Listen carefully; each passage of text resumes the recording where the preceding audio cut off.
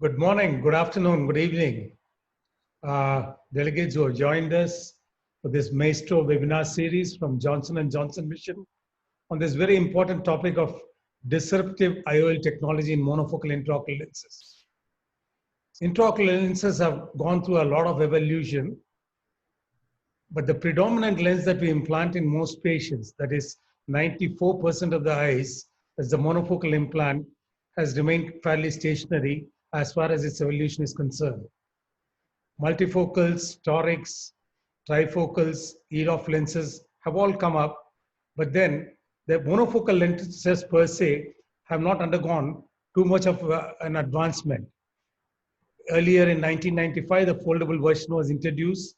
Sometime in 2001, the concept of asphericity came up. But then after that, there is very little change that has occurred in this lens. Obviously, what we are going to discuss today is a technology that's going to be used more and more in the years to come, and which might play an important role as far as monofocal intraocular lenses are concerned. And to take us through this presentation, we have none other than Professor Dr. Auffarth, who is the chairman of the Department of Ophthalmology in University of Heidelberg in Germany.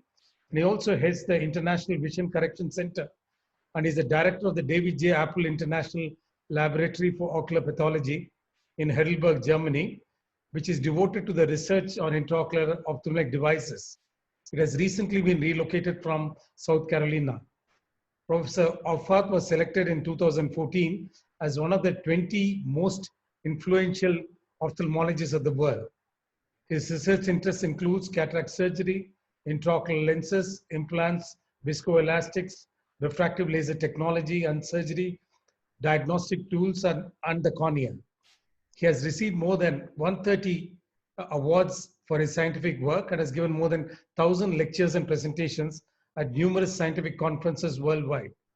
Professor Auffarth has served on the board of European Society of Cataract and Refractive Surgeons and served as the president of the German Society of Cataract and Refractive Surgery. And today afternoon, we have more than 700 delegates who have logged on from 9 different countries. So it's truly an international Asia-Pacific meeting that we are looking forward to.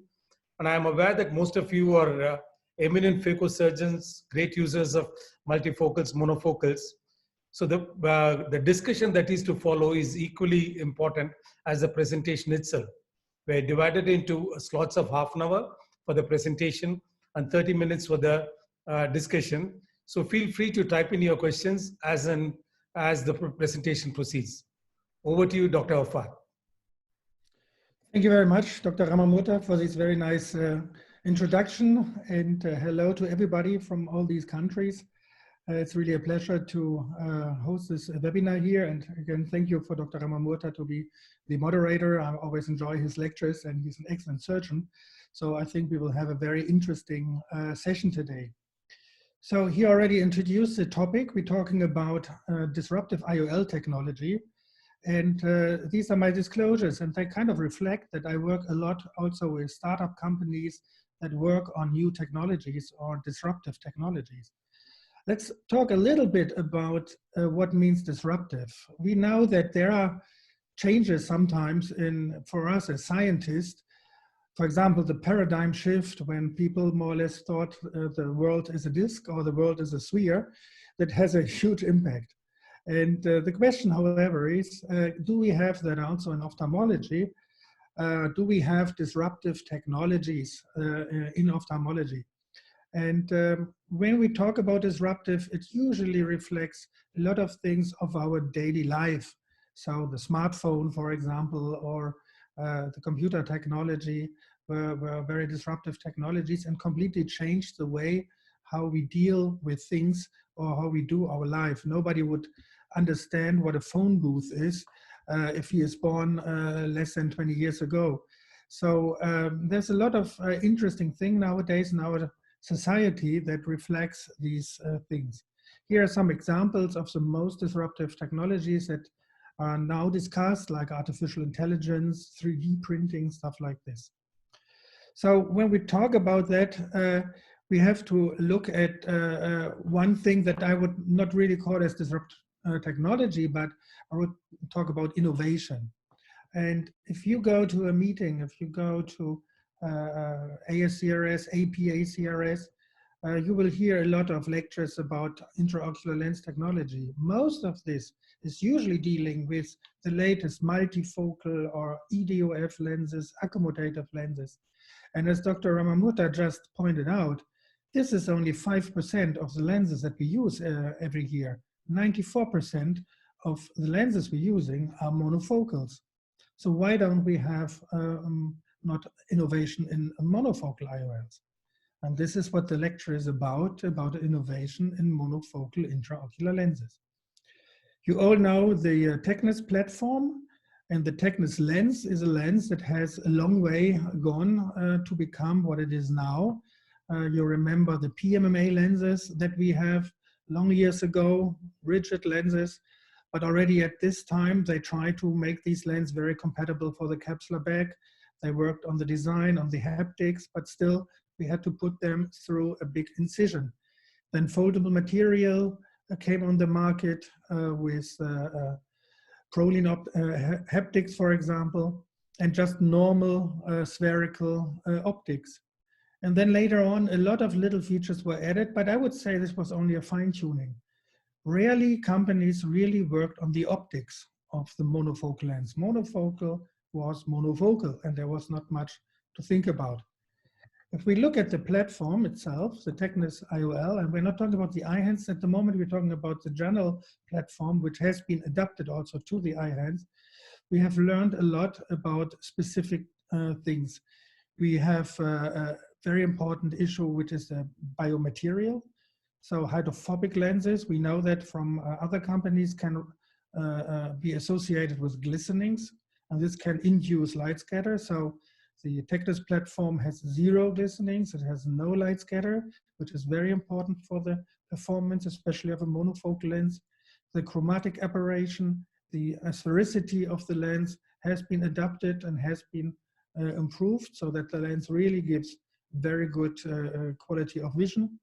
And also other features, for example, the sharp edge to prevent PCO, and also the type of haptic design to have a very good centration, to overcome also capsular phimosis and stuff like this. This is what qualifies a good monofocal lens for daily use. But you can also improve that. You can go on the optics and you can improve the way we look through a monofocal lens without losing all the advantages of a monofocal lens. And we all know that with multifocality, when we split the light coming in, we inherit some complications like halo, like glare, all these things, and we can have improved optics without having these kind of problems. So what did they do with the TECNIS Eyhance IOL? First of all, we can say that this lens is not really visually be able to distinguish this from the TECNIS one-piece lens. It looks the same, has the same size, and everything, the geometry is identical. It only has an additional refractive lens design, or the way they put the refractive power onto the IOL surface is different from the TECNIS lens and gives us an enhanced intermediate visual acuity. This refractive optical design is a high order sphere on the anterior surface that creates a continuous power progression from one end to the middle. And with this way, we have in the center a little bit more. It's just a slightly addition of power that we create. We're not talking about 2 or 3 diopters. We're talking here about like half a diopter to 0.75 diopters, which is not interfering with the distance acuity, but gives the patient the additional advantage for the intermediate distance. Of course, it has the same corneal compensation of minus 0.27 microns for the sphericity of the cornea. This is the same that we also have with the TECNIS lens.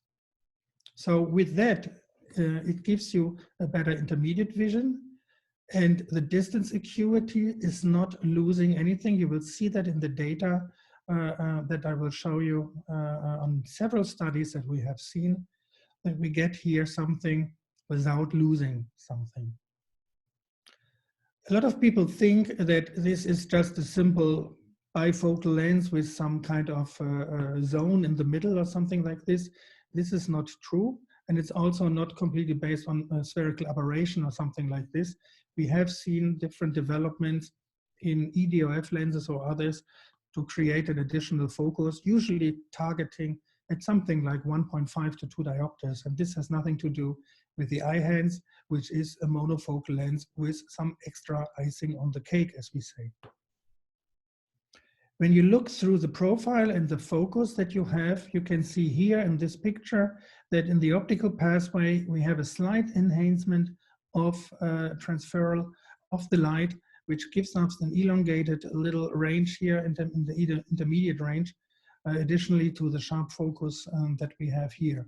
You have that also in other lenses, as you can see here, as a little kind of haze, that there is a little bit of this in every monofocal lens, but this is enhanced here and giving you a decent amount of intermediate range.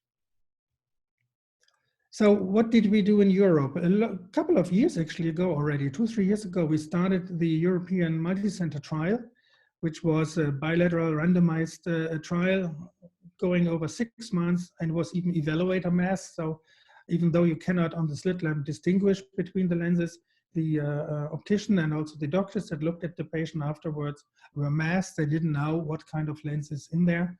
And this study was carried out and is currently under review for the Journal of Cataract Refractive Surgery, and I hope it will be published soon. In this study, you can see here, we had in phase 1, 61 bilaterally implanted lenses, in phase 2, 79. They got ICB-00, which is the Eyhance lens, or the ZCB-00, which is the traditional TECNIS lens. And we looked at all these data, and I will share with you some of the results now. The first thing that we see here is the monocular distance-corrected intermediate and uncorrected intermediate vision, and the best-corrected distance visual acuity. And what you can see here already is that you see in the distance-corrected intermediate visual acuity, one line difference between the monofocal TECNIS lens and the Eyhance lens, as you can see here, in both uncorrected as well as this distance-corrected. So here we're covering for the fact that sometimes a lens is landed at minus 0.5 or something. Of course, then it has a pretty good intermediate vision, but this was corrected here with distance correction. So we're really going here from 0, and you can see already that patients achieve a visual acuity uncorrected more or less of almost 80%, as you can see here. And if you look at the distance acuity, you can clearly see that both groups achieve more than 20/20 or more than 0 logma, and the difference here is like minus 0.02 versus minus 0.06 or something. So it's more or less no clinical difference. However, we all know that every patient has 2 eyes, and normally it would be even better, and that's exactly the fact if we look at the binocular data. Here we can see that they have, with the Eyhance, already a visual acuity of 0.09 in the intermediate range. So this is almost a full vision, which is quite nice. And if you look at the distance acuity again, it's not less than more than 0.4, 0.5 lines between both type of lenses. So this is something which is not statistically significant and which is not significant in everyday life. But it is different to have almost full vision at the intermediate range. So you can see that if you would have now Eyhance lens in your eye, you can see this webinar very clearly without any additional spectacles. One may think that this must have some kind of disadvantage, for example, contrast or something like this must be in a way compromised. But if you look at the data, and I will show you later independent data also from other studying groups, you can see that they are almost at the same line in terms of contrast sensitivity with or without glare here under mesopic lighting conditions. So they are more or less identical. You can hardly differentiate the both groups. The gray one here, which can hardly be seen, is the normal TECNIS lens, and the blue one, the IC blue Eyhance lens. So there's no difference in contrast sensitivity and also not in glare perception.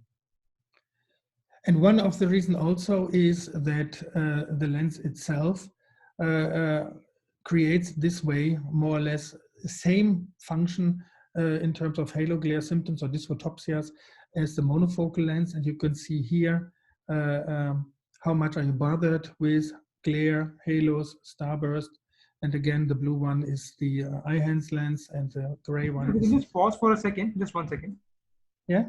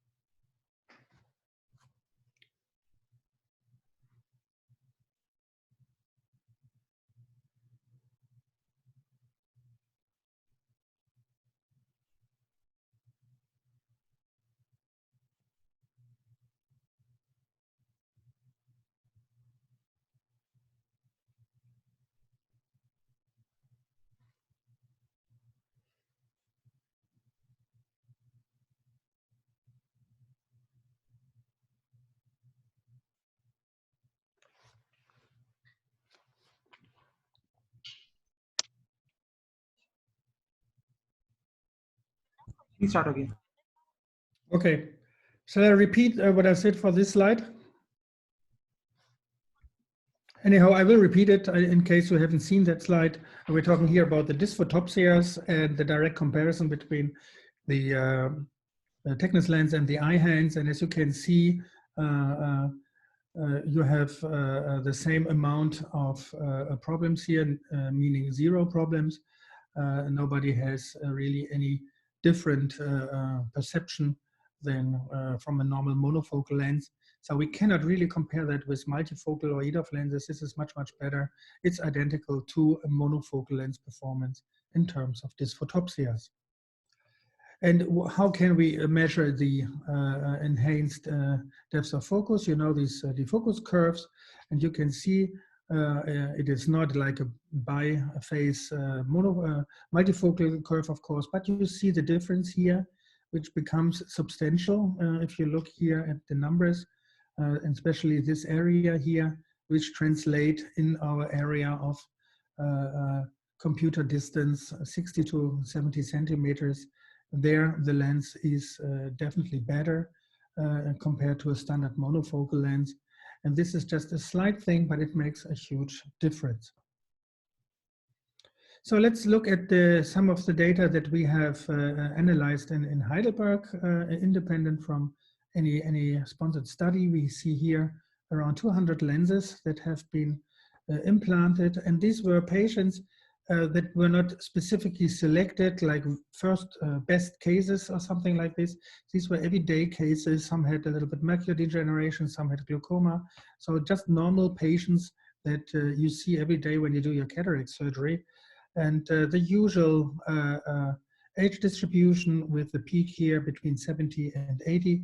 And there were some myopic eyes through it, as you can see, but also the average is ametropic type of people. When we look at the targeted spherical equivalent and the achieved equivalent and the difference of like 0.03 diopters, we can clearly see that we have a very good agreement with our preoperative calculation, and that we really hit the spot, so to say, in all of our patients. When we look at the uncorrected distance, intermediate, and near acuity, we see a pretty good data actually already here at LOCMA. As I said, these were not only completely healthy people, still we achieve on average something like 0.8, 1.14 LOCMA, similar intermediate visual acuity, and even the near acuity with 0.3 LOCMA is already enough to read a newspaper. Of course, if you correct everything, you get two very nice results, as you can see here.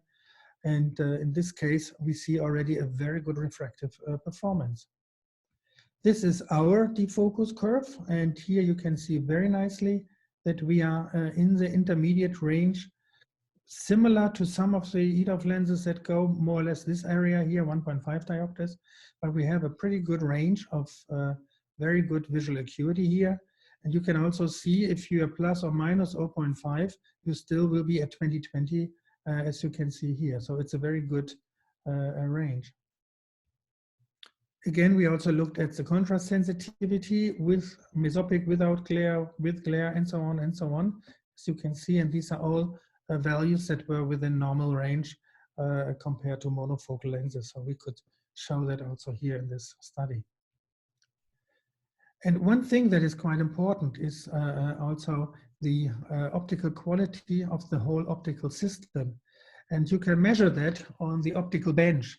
And you look at the so-called modulation transfer function, the MTF.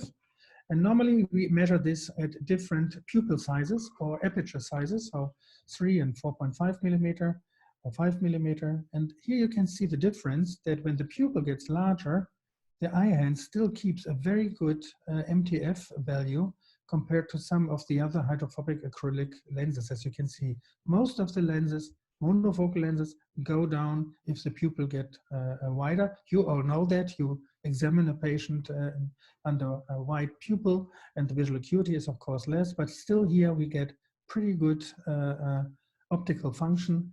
And that would also mean actually, especially when we look at the contrast sensitivity, that under low dark lightning condition, the patient with the Eyhance lens still will keep a pretty good vision, which is very important and really gives also, I would say it's almost as important as the intermediate vision that you create, that you have such a good contrast sensitivity and low light condition visual acuity and performance.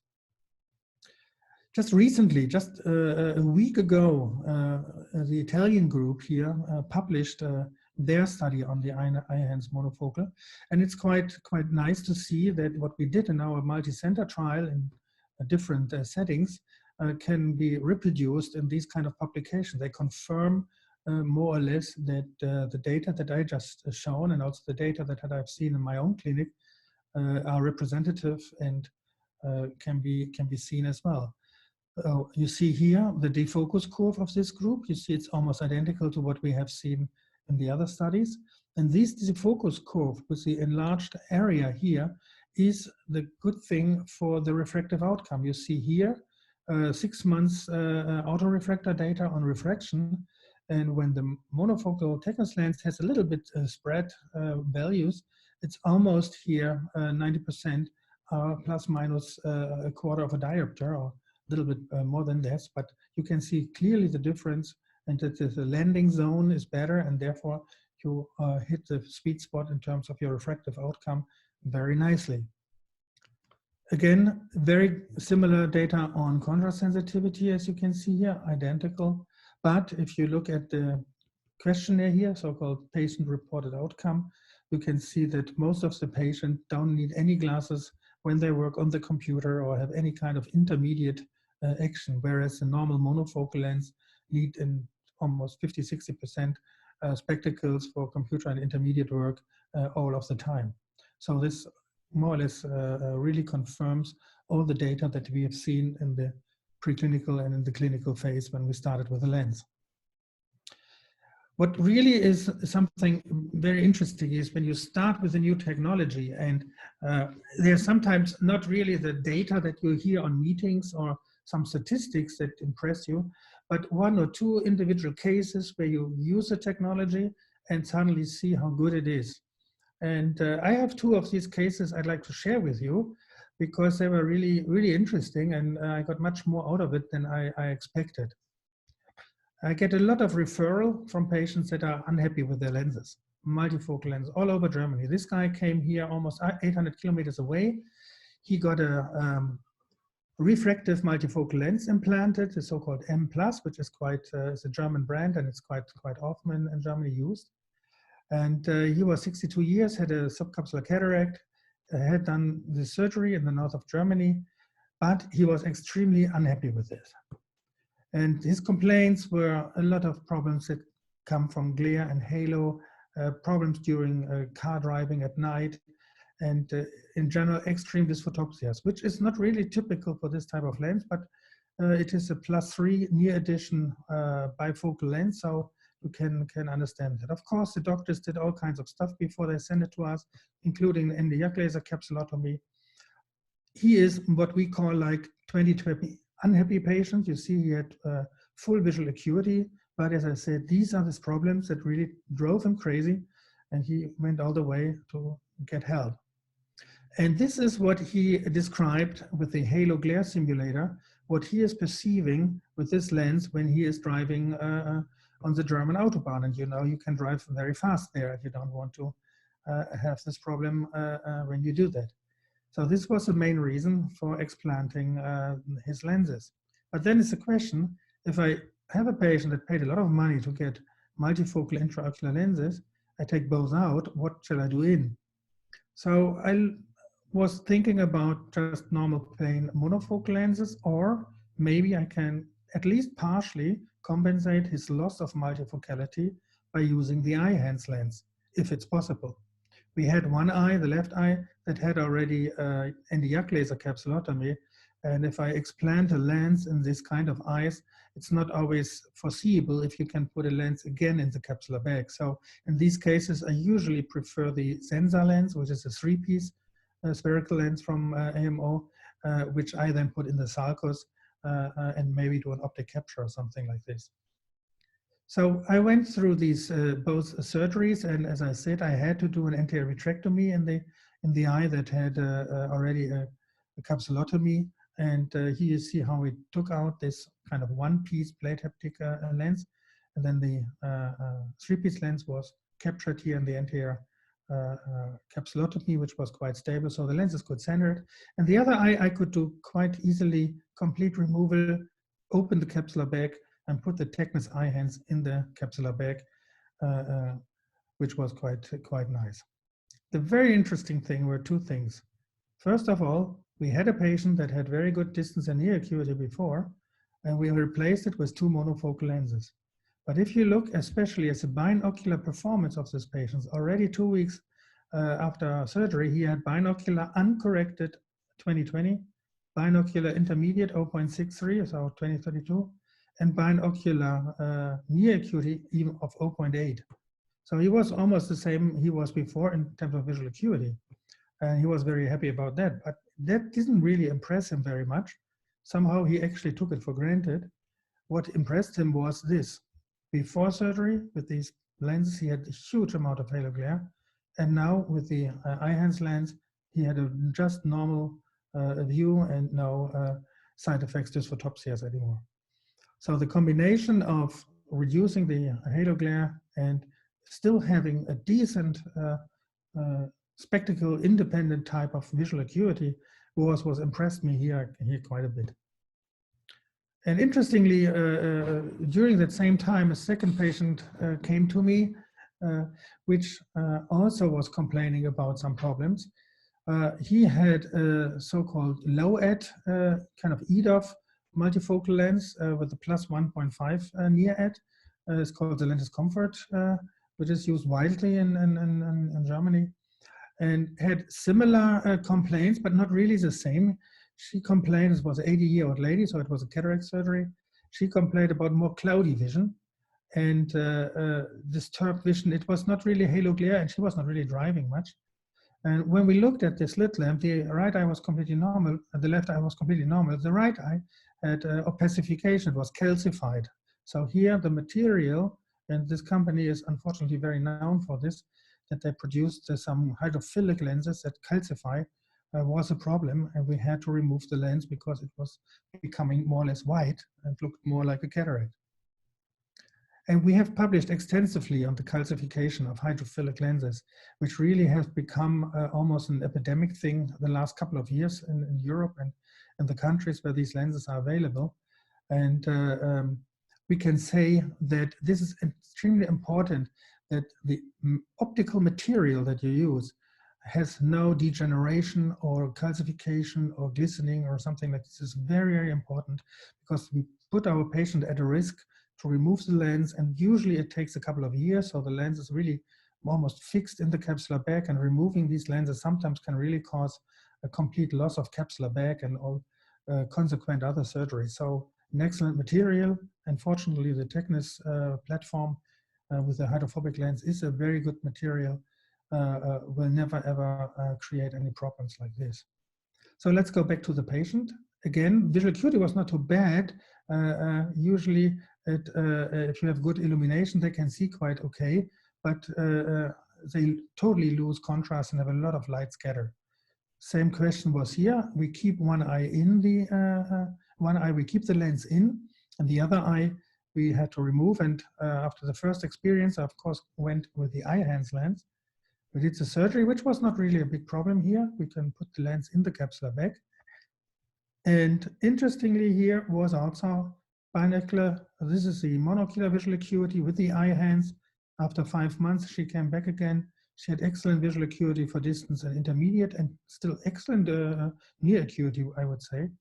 And with a low-ad kind of EDOF lens in one eye and the Eyhance in the other eye, her binocular data were excellent. She was very happy. And of course, she didn't have any side effects anymore and no disturbances. Here you see the defocus curve and see that the blue one is the one from the TECNIS, and the other one here, the red one, is from the comfort lens. And you see that the defocus curve is even a little bit superior compared to the EDOF lens. And here, as we just said, halo glare simulator showed very nice data here. So when we look at all this, if I take my personal experience from individual cases, if I look at the data that we have created in objective studies, if we even look at these multi-center blinded studies where the examiner didn't really know what kind of lens is in there, that we really can say that we have the Eyhance lens, really a kind of disruptive or extremely innovative technology here on the monofocal lens market that gives us a truly enhanced intermediate visual acuity, which gives us a lot of positive sidekicks, such as the good landing zone, a sweet spot where we end up, even if we're a little bit off with the IOL calculations, we still have decent results and good distance acuities. The photic phenomena that we, even in monofocal lenses, can see are extremely low and exactly the same as you would expect from any monofocal lens. So very, very good. And I also still want to again refer to the good material, because this is especially today where we implant so many lenses in so many people. In Germany is nothing compared to India, of course, but still we are doing 1 million implantation a year, which is for a small country like Germany with 80 million people, still a decent number. And if you have a lens which is not working in this way, you have a lot of problems. So the TECNIS Eyhance gives us really an excellent platform, and compared to what we had as monofocal lenses, gives us a much broader spectrum what we can do. And so that's more or less why I'm very happy using this lens. And it's a kind of first choice we do when we do cataract surgery in our patients. And this more or less also concludes my lecture. And I'm very happy to answer any kind of questions that you may have. Thank you very much.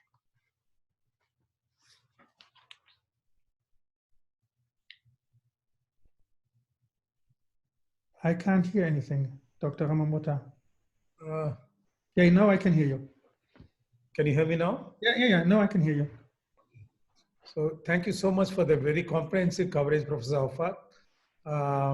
You covered the aspects of the lens, a literature review, and also your personal experience with a couple of your patients, which is most important.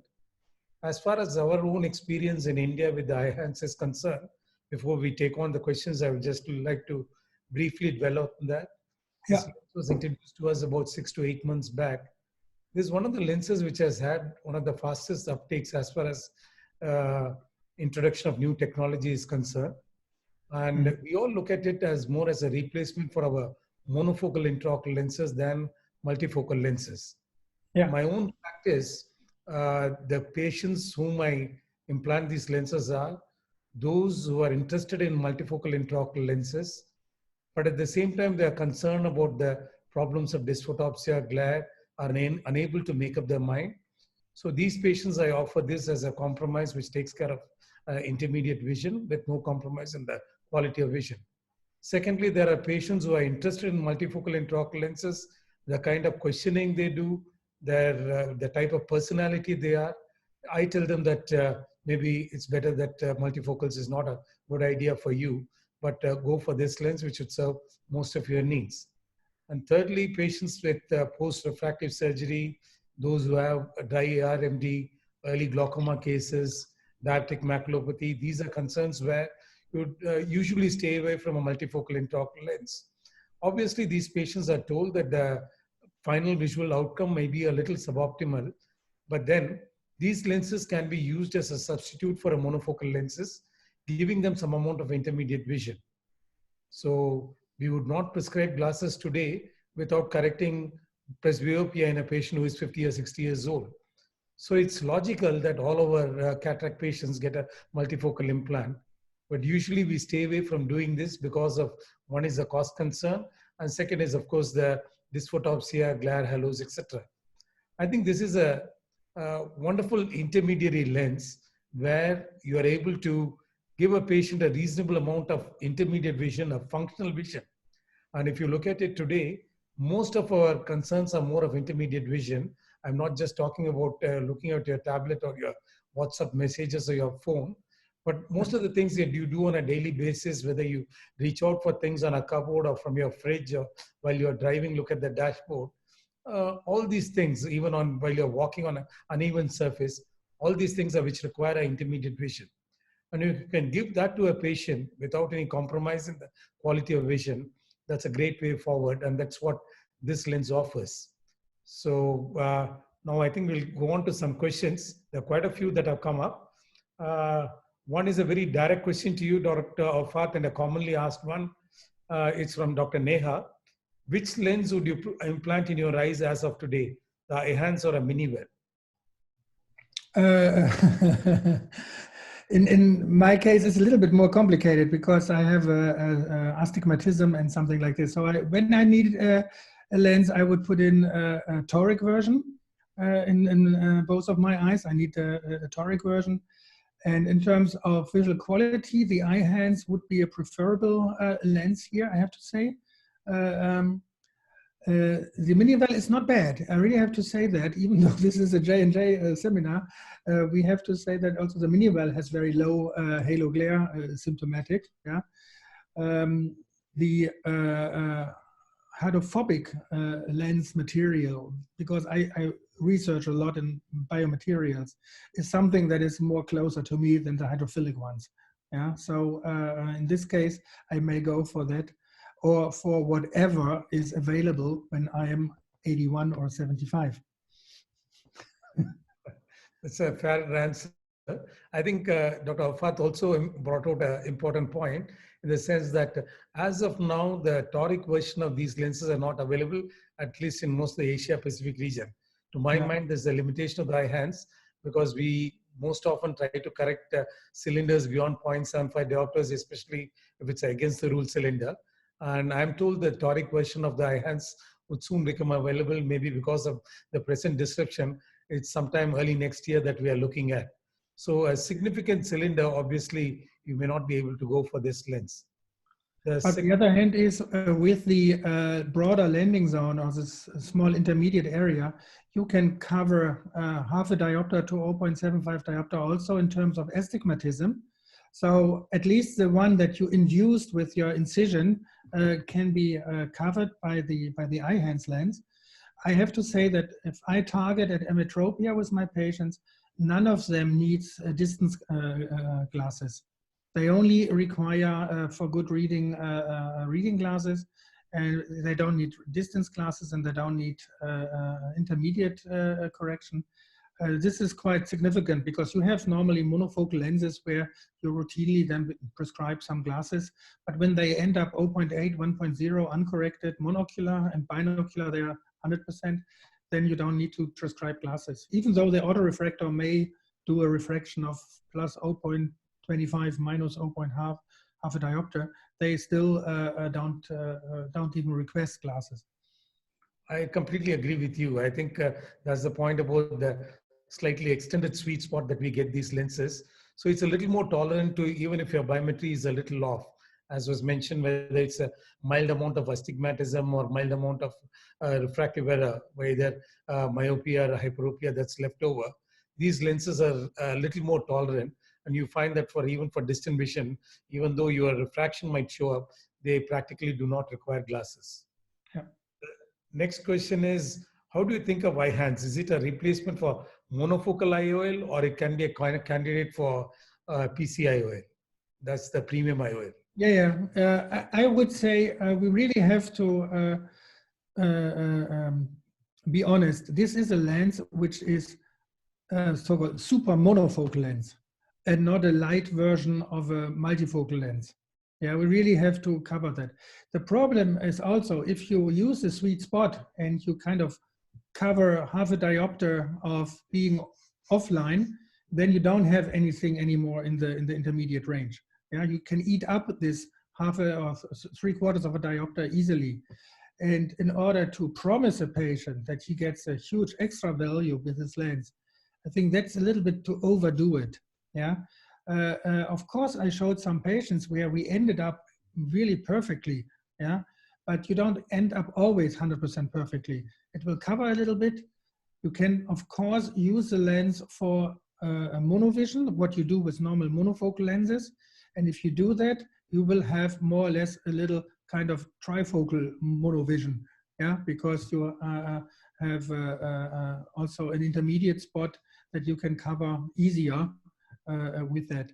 But it is not really a replacement for a symphony or for panoptics or for whatever is there as trifocal lens. It's not the same. Yeah, we're really going a little bit too far if we would call this the alternative to any kind of PC IOL. I think I completely agree with you. You have to be very careful in your counseling also. So if a patient is seriously looking for reading without glasses, this is definitely not a lens that you would suggest. But you have to have a fair discussion about the glare, halos, etc., the dysphotopsia, and suggest one of the multifocals or the EDOF lenses that is available. This is especially for patients who are willing to have good vision for intermediate, but are amenable to wearing small 1 or 1.25 diopter readers when they have to do some serious reading. The next question is, are the dimensions of Eyhance IOL like the TECNIS in H thickness, etc.? They are exactly identical. The dimensions are exactly identical. And they also comfortably go through the same 2.2 millimeter incision, whatever you're. This is absolutely the same. And the incision and the handling during implantation depends more on the material and not on the way you create the optics. So there's no difference in terms of that. The next question from Eunice Chang is, if the patient has a very small pupil, would the distant vision be affected in bright conditions? No. We have seen, well, no, it's not the 100% correct answer, but I would differentiate between a clinical significant compromise and a statistically or whatever study type of. If you have seen the visual acuity in our study was minus 0.02 and the TECNIS was minus 0.06 logMAR. So we're talking here about a completely irrelevant difference in terms of outcome. Theoretically, on the optical bench, you should expect a really tiny, slightly a smaller amount. And this is also due to the fact that the TECNIS monofocal lens has an excellent optic. I mean, we're not talking here about a bad lens. It's one of the best optics we have in normal monofocal technology. And the Eyhance was more or less built to not compromise that, to get as close as possible to that point. And a patient would not be able to see a difference. If you put the TECNIS in one eye and the Eyhance in the other, I'm pretty sure patients would not notice the distance, but would of course notice the difference in the intermediate. True. I also had a discussion with the Johnson & Johnson specialists, and they did say that when you have extreme meiosis of 2 millimeters or so, this lens would primarily function like a TECNIS 1 lens, and there may not be much of a difference between the functionality of these two lenses. And the next question is, how are the Eyhance results in high myopic patients, since most of the myopes after monofocal implants won't be happy in terms of near vision? Yeah, as I said, this is a monofocal lens. So the patients with high myopia need reading glasses.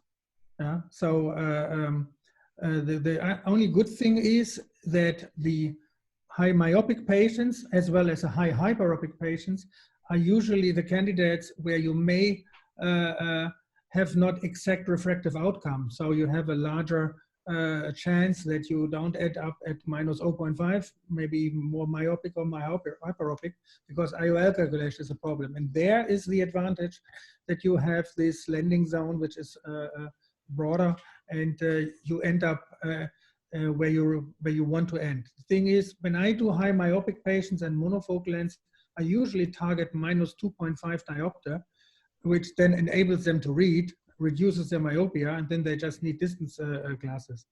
So it's not a big deal to use them in myopic patient, but there's nothing special you can promise a patient, only that you have a pretty good chance that you end up 80–90% exactly at the refractive power you want to have, which is already a good thing. Do you suggest we try micro monovision with these lenses like we do with the Symphony sometimes? Or would you normally always aim for emmetropia? Well, I'm not quite sure if micro monovision would be good.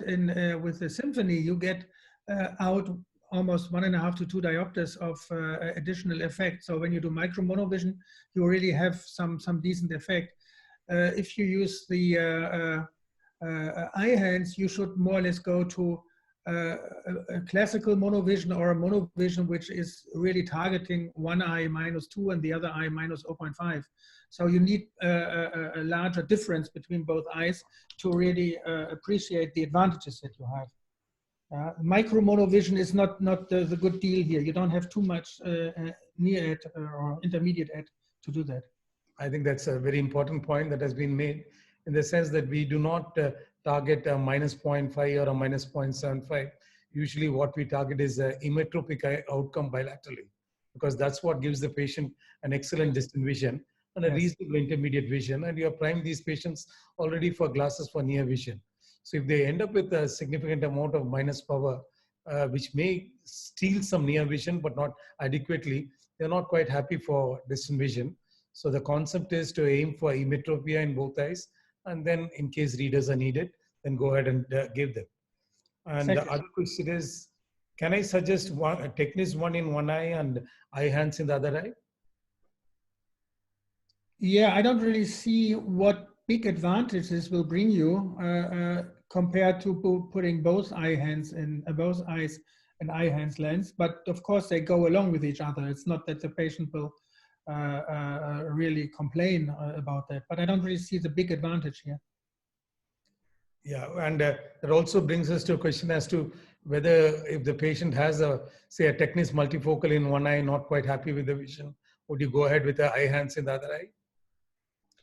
This is something that can be discussed, yes. The alternative to the Eyhance, if you have for example, the plus 2.75 multifocal lens, the alternative were a Symphony lens in the other eye, because then you have on both eyes diffractive optics, and a little bit closer to the multifocal is the effect of the Symphony.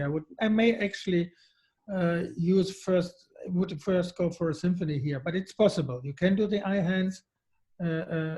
I don't think it will have problems with this, but this is something you would discuss and really have to make up your mind what type of lens you would do. I think most often we try to implant the same kind of intraocular lens in both eyes after a reasonable discussion with the patients. But there is an occasional patient who is extremely unhappy with his or her multifocal lens in one eye, whichever be the type of lens. And then they are not amenable to having that lens explanted. And when they go for the second eye, instead of going in for a conventional monofocal like a TECNIS 1, maybe Eyhance is a compromise solution. Yes, I think so too, yeah. So another question, what are the extreme benefits with TECNIS Eyhance lenses? I do not know what's meant by extreme benefits, but you can well on that? Well, the extreme, the idea of Eyhance is that it's not extreme, that it's decent. And the advantages, as we just pointed out, is enhanced intermediate vision, which translates into better landing zone for refractive outcome and better intermediate vision. And at the same time, no negative effect on distance acuity and on dysphotopsias. So these are the big advantages. I would just like to say here, near vision is becoming less and less important these days. I mean, in these COVID days, we are not even getting the newspaper. And maybe the only thing that you look at is the share market in the newspaper. You might have to do some serious reading. But as far as most of your other activities are concerned, if you're using your tablet or your cell phone, just increasing the font size or increasing the illumination might serve you quite well to take care of your regular needs. And as we already dwelt upon, most of our normal other activities are more distance and intermediate concentrated. I think as we evolve in our own professional lifetime, we'll find that near vision becomes less and less important. You don't look at the school children looking at school books any longer. Newspapers are going out of fashion. Magazines are not there. Most often, we are accessing to information and entertainment on handheld devices and on television screens, etc., on monitors. And thus, I feel that when you have a lens like this, which takes care of excellent distant vision without any compromise as far as the quality is concerned, and takes care of your intermediate, then most of your requirements are served, except for an occasional reading when you can just keep a pair of readers in your pocket. And what's the size of the cartridge tip used for Eyhance implantation? You mean from the inserter? Well, I don't really recall exactly the size. I just can tell you that it goes through a 2.2 millimeter incision, so you can calculate how big that is. I mean, it's the same cartridge that's used for TECNIS 1, TECNIS multifocal. Features are the same. Another question, why should this lens be preferred over a trifocal IOL, since there's an added advantage of near vision in a trifocal lens? Well, frankly speaking, the trifocal IOL is a different category, and I wouldn't say that it is preferable to that. What we do is we look at the patient's needs and demands, and how can we meet all these demands. And if somebody is a candidate for trifocal lens or for a synergy or something like this, I would implant the synergy. I wouldn't say that the Eyhance is better than a trifocal lens, not at all. We don't really compete with the Eyhance with these PC IOLs. It's a different type of patient's indications and also a different goal you want to achieve. Yeah. Absolutely. If somebody is looking for serious multifocality, obviously Eyhance would not be the way to go. Yeah. And again, I think we'll already spoken about monovision, so we'll skip this question. There's another question, does very small pupil affect the intermediate activity of this lens? I think we have partially answered that, but well, we can, on the other hand, we can add, the smaller the pupil, the more we have the pinhole effect, which also gives us a certain intermediate vision or increased depth of focus. So if the pupil goes down below 2 millimeters, you will have a good intermediate vision anyhow, used to small pupil size. And another question is, what is landing zone? Yeah, landing zone is where, when we do the target refraction of a patient, for example, we say we want to look at the IOL master and we say we want emmetropia. You never have 0, 0 written on the IOL master. You have like minus 0.13 or something like this. And then you target this. Then the zone where you will land is very small. So you may end up exactly on the spot or plus minus less than a quarter away from that. That is the landing zone from your target refraction and your actual refraction. That is what we call landing zone. And in spite of landing a little further away, still the patient enjoys reasonably good vision, comfortable vision. Yes. Right? Yes. Yeah. do you have any questionnaire specifically for the Eyhance lens? No, we have in our studies, we have specific evaluation of quality of life or vision quality, which are used for studies, but we don't really do in a normal routine patient a specific on specific IOL specific questionnaires. It may be interesting to develop that, but we don't have. Actually, we put the patients through the same questionnaire that we use for our multifocal intraocular lenses. And based upon their responses, we decide whether the patient is a candidate for a multifocal intraocular lenses or just a pure monofocal, or if he's falling somewhere in between, is interested in multifocality but very concerned about the quality of vision. These are the patients who essentially fit into the category who are do very well with the Eyhance lenses. And what exactly is the change in the anterior surface? I think you did mention that, but maybe you could cover that again.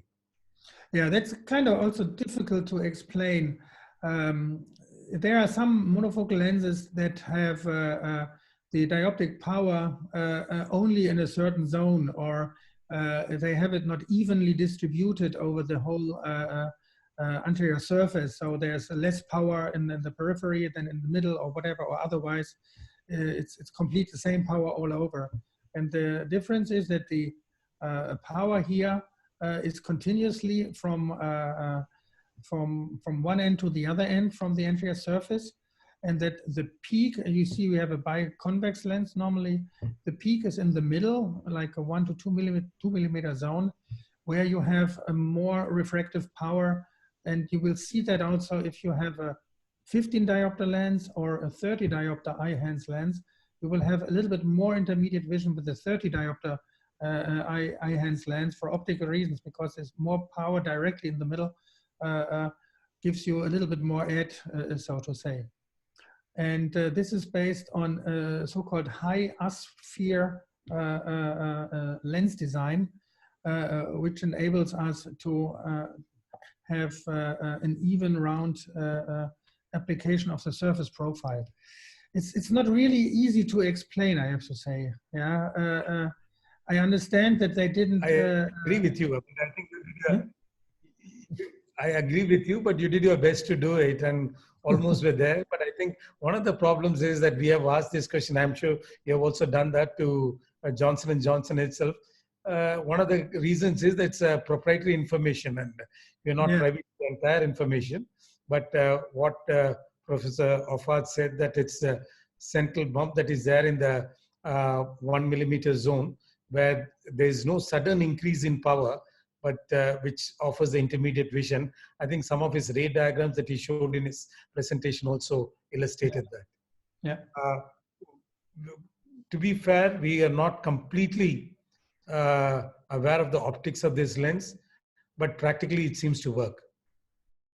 That is a good statement. I have listened to a lot of lectures also from Patricia Pierce, who developed this lens, and Carmen Canovas.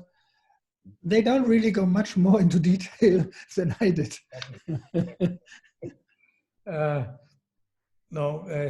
Dr. M.S. Ravindra from Bangalore is asking, what is the exact optical property of Eyhance IOL? How is the asphericity different from the TECNIS and sensor IOLs? Well, again, this goes very deep into the optics, and I think the anterior surface of the TECNIS lens is only changed in a way that it compensates for spherical aberration of the cornea, and has otherwise it's just a normal monofocal optic. And this aspheric optic with the continuous power distribution is something special from the Eyhance compared to the TECNIS monofocal. I think, Ravindra, as far as the asphericity is concerned, both these lenses, the TECNIS as well as the Eyhance, has the same minus 0.27. Yes, the sensor as such is a spherical lens, and it doesn't have negative asphericity. So this is more akin to a TECNIS 1 rather than a sensor lens. which does not have a negative asphericity on its surface. Yeah, the sensor lens is nothing. Yeah. The other question is that some of these patients have complained of something like a starburst pattern, but they don't seem to be bothered by it on everyday patient. Have some patients reported this kind of a visual phenomenon in your series? Normally, they don't report that. I will not exclude that one or the other individual patient has some kind of starburst or some kind of dysphotopsia, temporary or related also to some folds in the posterior capsule or something like this. It is not really an inherited problem of this optics. Starbursts, I see quite a bit in diffractive lenses or even in EDOF lenses, but in monofocal lenses, it's very rare, but it's possible. I've seen that with all kinds of monofocal optics, but really individual patients. I think I also completely agree with that, in the sense that we have so many simple monofocal intraocular lens patients who complain of having some optical phenomena, and it's not always possible to explain that. Whenever you are implanting a multifocal IOL, you are buying the vision for all distances using the currency of contrast. So there is likely to be some amount of dysphotopsia, drop in contrast. But in these cases, it functions more like a monofocal. There might be an occasional patient who complains of dysphotopsia, but by and large, you don't have this problem. Yeah. What is your choice of IOL in a post-refractive surgery? Eyhance or Envista? Why? Eyhance. First of all, we are pretty good in calculating the IOLs, and we use various formulas, including the ASCS platform and stuff like this. And we used to use actually very often the TECNIS lens before the Eyhance came, and could calculate that quite good. And with the Eyhance, we have even more reserve, so to say, to hit the target and to prevent that we end up hyperopic. Slightly myopic is usually not a problem. So we use the Eyhance more or less routinely for these post-LASIK patients. I think the Envista is a zero aspheric lens, and definitely in a post-LASIK patient, I would not, especially the LASIK has done for myopia, where you have excess amount of spherical aberration. Negative asphericity like a TECNIS 1 or a Eyhance would be a preferred lens. In case the patient has undergone a hyperopic LASIK and has a hyperprolate cornea, then maybe opting for something like a Envista is something similar, a zero aspheric or even a spherical lens like the Sensor would be a good option. Otherwise, I think for routine myopic patients, something like a Eyhance would be preferable. Yeah, I could agree to that. Yeah. There is a question: was your first patient a diabetic? I think she's referring to the patient who had opacification of the lens. The one that we're talking about now, the thing is, this patient was, I think it was not diabetic, but it's not really relevant because the opacified lens, we know that this is a lens related to the manufacturing of the lens. And we see opacification more or very often so-called secondary opacification in patients that have a certain environment in the eye, like a diabetic, but then it must be a retinopathy with a lot of changes, or with patients that undergo any kind of surgery where air comes into the eye. So after DMEC, pars plana vitrectomy, which is often in a diabetic patient, these patients get opacification in terms of calcification and hydrophilic lenses. And this patient, as far as I remember, did not have any risk factor. It was just a more or less genuine calcification of the material. Okay. There's one more question as to, can you explain about the halo and glare generator that you showed in the first patient? We used that for years already. The thing is, the examination is as follows. The patient is sitting in front of the computer. We tell the patient he should more or less reproduce what he is seeing when he's driving at night through this kind of driving scene. And on the computer, he can, on a scale from 0 to 100, he can mark the amount of halo he has, the size of halo, the intensity of glare, and so on. He can do that manually, so we get actually numbers, and this is represented on the picture, and he can put that, and then he can say, okay, this is approximately how I think it is. And this is quite good for comparative studies. It's not absolute numbers, it's not an objective way, it's a semi-quantitative subjective performance. But as you can see, especially in this one case I showed, before and after, so this comparison can clearly see that the patient perceives completely different the dysphotopsias, and then you can put that actually in numbers. Yeah, we usually show these pictures, but when we do statistics, we take the numbers. So you can actually quantify them. Yeah, it's a semi-quantitative way because it's based on subjective data. It's like a visual analog scale, so to say, which you can use for good statistics in these cases. Yeah. This question is from me. I mean, I don't know whether you would have an answer to this, in the sense that sometimes you see these pictures, you see these measurements, but then the patient's complaints do not always go hand in hand with what you objectively measure. I mean, is there any explanation for that? There are some patients who seem to be quite tolerant with the similar lens, but there are others who are bitterly complaining, though the outcome seems to be quite optimal. Yes, that is a more a psychology thing, and we have actually done studies in multifocal lens patients where they were have done a psychology test, and where we can look at the type of personality they are. And it really is like this. The more hysterical or neurotic you are, the more you overemphasize things, the more you think about things, and the more relaxed you are, the less you feel bothered by it. Some of the patients that tell you, yes, I see halo, I see glare, but I don't care, it's okay for me. Yeah, and the others, they see the same amount of halo and glare, and they make a big spectacle around it and say, I cannot live anymore. Yeah. So this has not really to do with the optics. This has to do with the personalities of the patients. And the key factor for a good doctor is to find out before surgery what kind of personality this patient is, in order not to run into endless discussions afterwards. But I do it 20, 30 years now, and I still also fail sometimes and think somebody is a good candidate. And then at the end I said, oh, I should have never done it. Yeah. But I think that's life. Yeah. And which journals have you published your articles? I think they are referring to your Eyhance articles. It's in submission. It's in under review at the moment for the Journal of Cataract, but we haven't had the final acceptance yet. I think the journal from the Italian group that you referred to is in the in March. Just in March. Last week it was online. Okay. And can opacification occur in hydrophobic lenses too? No.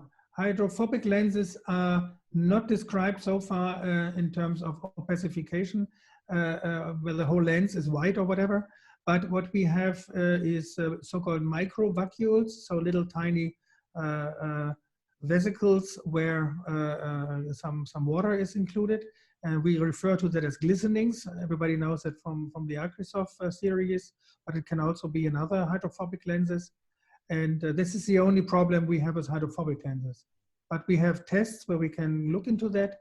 And lenses like the Envista, like the TECNIS, there are a couple of lenses, hydrophobic, that have zero glistenings. Ashutosh and team, we are well beyond time. Is it okay to continue? I think there are quite a few questions more. So maybe next 5 minutes. Okay. We can take a few more questions and then we can close. Yeah. You're fine with it, Dr. Jia? Yeah. Okay. There's one question from Dr. Girish Jetwa, who's actually, I'm skipping quite a few questions simply because they are repetitive and some of them have already been answered in some form. And there's a question who has, a doctor who has implanted more than 350 plus Eyhance lenses.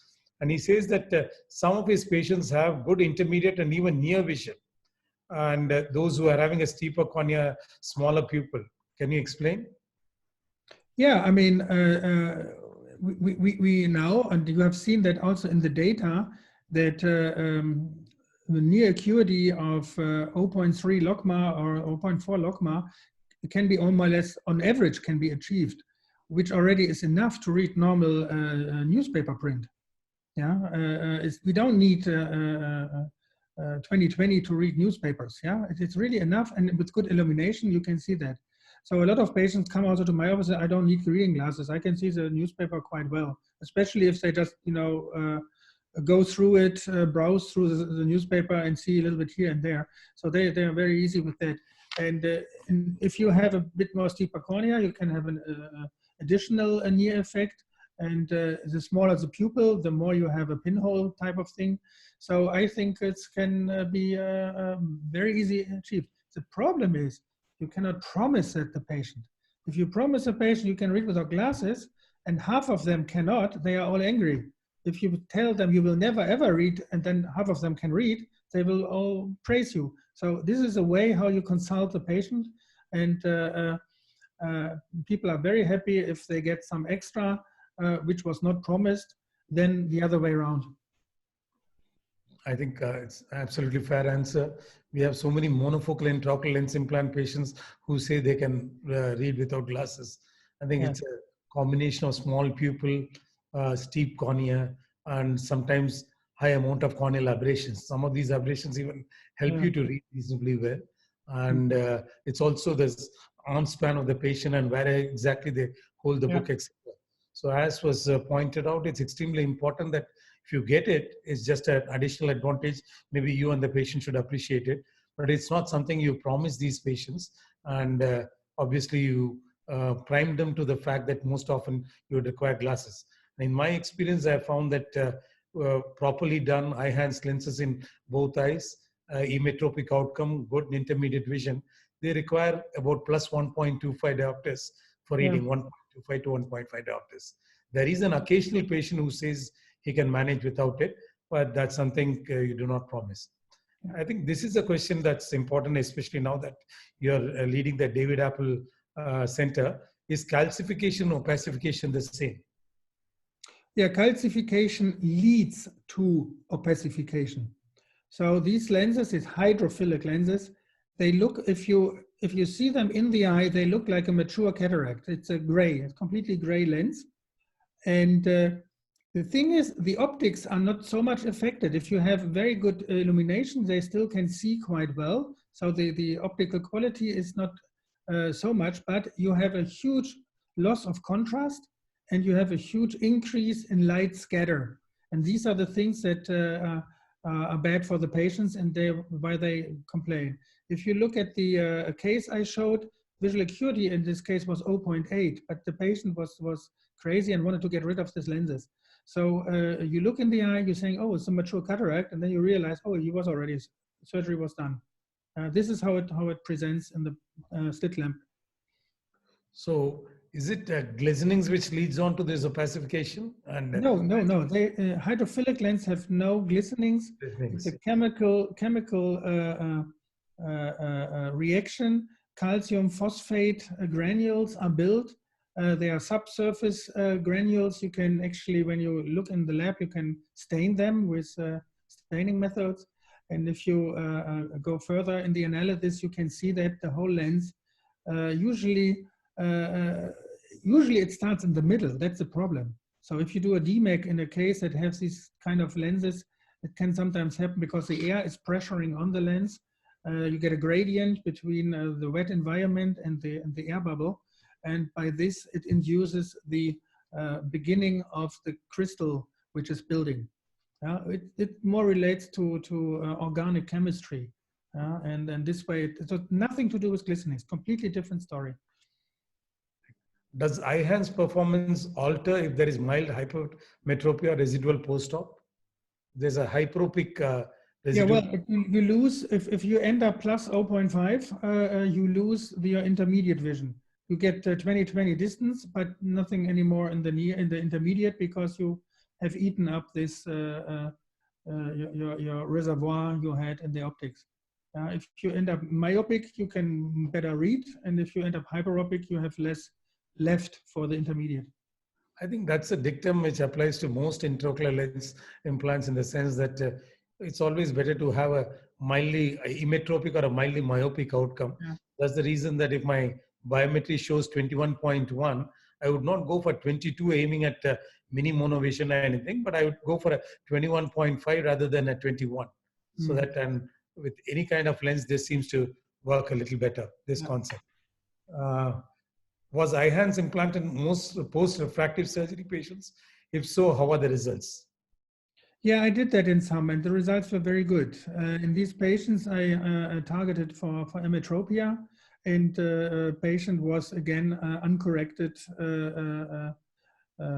full vision, and I was very happy with that. So yeah, these are like individual cases. We don't have a big series of hundreds of patients, but I don't know, 5 to 10 patients I had, and they came out quite well. Yeah. No, for a long time, just to add a little more to this, for a long time, the dictum was that if the patient has undergone corneal refractive surgery, then do not use a multifocal intraocular lens, because you have a multifocal cornea and you have a multifocal intraocular lens, the optics don't combine, and the patient is disturbed by the quality of vision post-operatively. But these are the patients who most often demand look for a spectacle-free vision. And in this aspect, I found that the Symphony lenses work quite well, and the fairly good series of cases where we implanted Symphony lenses. But then I think something like an Eyhance, which essentially functions completely like a monofocal lens and does not add to the aberrations that are already pre-existent in the cornea, would be a good way to go. We have also implanted just in 2 cases, and both these patients did well. Of course, the requirement for reading glasses was there. Yeah. And the other question is, when do you decide to explant a lens? The question is the timing of explantation. Is it after how long a period? Whether you feel that the explantation would be fairly easy, or it would be quite a difficult procedure to do and not really opt for explantation. Well, the question is, why do you explant the lens? You explant the lens because the supposing a patient has come to you years after the primary implantation, by looking at the patient, would you decide whether this lens is something I can explant, or you decide that this is going to be too difficult to explant and do something else? Yeah, I just wanted to say, if you have the problem that the refractive outcome is not okay, so you ended up, you can think about explanting it in the first couple of months without any problem, regardless what type of lens. But you can also, like in Germany, if we end up with a refractive surprise, for example, post-LASIK case, we were targeting and we ended up +2 or whatever, then we actually don't explant the lens, we put in an add-on supplementary lens in the sulcus to cover for this refractive thing. If I look into the hydrophilic lenses that get opacified and they come to me 7, 8 years sometimes after surgery, it is doable if you're experienced with that to explant these lenses. It has a higher risk of capsular rupture and everything, but I have to say I rarely have a huge problem with it. I usually get along with it quite well, but I do it quite often. So for the surgeon who is not doing it very often, it can be challenged to explant after several years a lens. Hydrophobic lenses are very difficult to explant after a couple of years. They are usually stick to the capsule, and usually they have already a YAG laser or whatever. It's doable to take it out, but you may not preserve the capsular bag or just part of it. You really must have a reason why you take it out to risk that. Yeah, and hydrophobic lenses, this reason is very rare. Hydrophilic lenses, as I said, it's a opacification, but hydrophobic lenses, just because of glistenings, you may not really go so far to risk extensive surgery with retinal detachment or whatever. So it really depends the reason why you need to do that. So in short, what you're saying is hydrophilic lenses, even years later, they can be explanted. It's easier, much easier, yeah. Well, hydrophobic, because of the tackiness of the material, it becomes quite difficult if it's years later. The other aspect that I look for in my cases is whether there's a regular rexis overlap onto the optics of the lens. If it's a very regular overlap and it's completely bound down, these lenses become a little more difficult for the optics to be removed. But in case there's a rexis runoff and it's not a regular overlap, even if it's a hydrophobic lens, sometimes you're able to expand these lenses. In some cases, you can even cut off the haptics and just remove the optic disc alone. That is always possible, to remove only the optic. That's the only thing you can do. You can remove. You have to leave the haptics in. Yeah. If you're okay with that, then you can just remove the optics.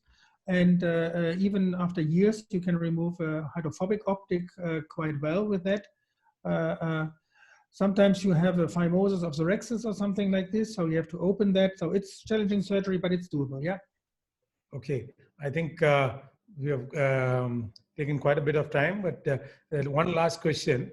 Why do you call it disruptive IOL technology? Now, I use the terms of disruptive to just illustrate that we are now really getting into a topic, a monofocal lens, where nobody really wanted to do huge innovation. In the monofocal market, the only innovations we had the last couple of years was that some companies changed the material, yeah, to overcome some material issues, or they make a very fancy injector or something like this.